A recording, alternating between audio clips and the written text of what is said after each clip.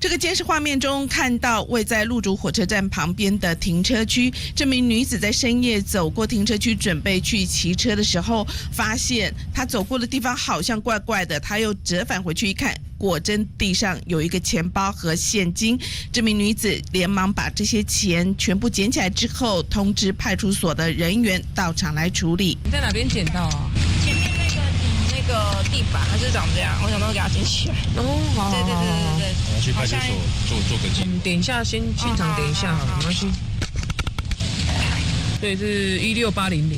远景受理报案不久之后，一名20岁的菲律宾籍的外籍学生焦急的到派出所报案，说他稍早在鹿竹火车站不小心遗失了现金。远景也调了监视画面，发现这名学生经过的时候真的有东西掉在地上，还好心的赵姓女子帮忙捡到，送交警方，让这名外籍学生能够失而复得。东森新闻在高雄综合报道。